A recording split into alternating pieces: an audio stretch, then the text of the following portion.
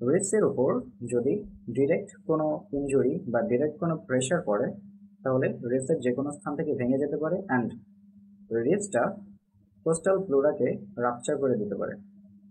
Ribs যখন প্লুরাকে rupture করে ফেলবে তখন নিউমোথরাক্স অথবা হেমোথরাক্স হতে পারে। এটা গেল ডিরেক্ট ইনজুরি।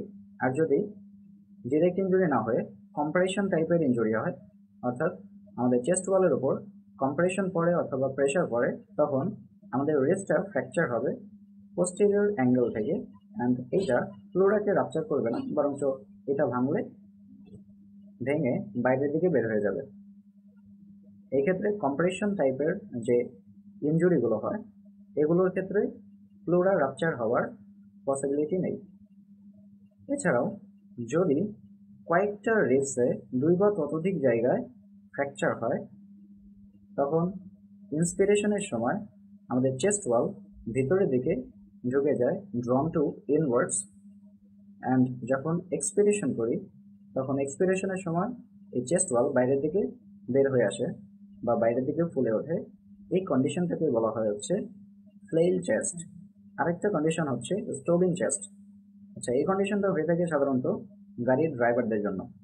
গাড়ির ড্রাইভাররা যখন গাড়ি ড্রাইভ করতে থাকে হঠাৎ অ্যাক্সিডেন্ট হলে তখন তাদের বুকের উপর যদি প্রেশার পড়ে বা চেস্ট ওয়ালে প্রেশার পড়ে তখন সাধারণত দেখা যায় যে স্টারনামের 2 পাশে সিরিয়ালি রিবসগুলো ফ্র্যাকচার হয়ে যায়।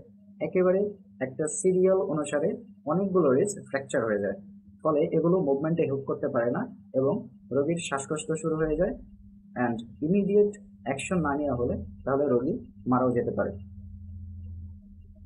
ওকে, এরপরে আরেকটা ক্লিনিক্যাল অ্যানাটমি, সেটা হচ্ছে মিডিয়াস্টিনাম বাদে যদি অন্য কোনো পোর্শনে টিউমার হয় এবং ওইটা সার্জারির প্রয়োজন হয় তখন আমাদের সাবপেরিওস্টিয়াল রিব রিসেকশনের প্রয়োজন হয়। এই সাবপেরিওস্টিয়াল রিব রিসেকশনের মাধ্যমে টিউমারের জায়গায় অ্যাক্সেস করতে পারি অ্যান্ড ওইটাকে রিমুভ করা যায় বা ওইটা সার্জিক্যাল অপারেশন করা যায়।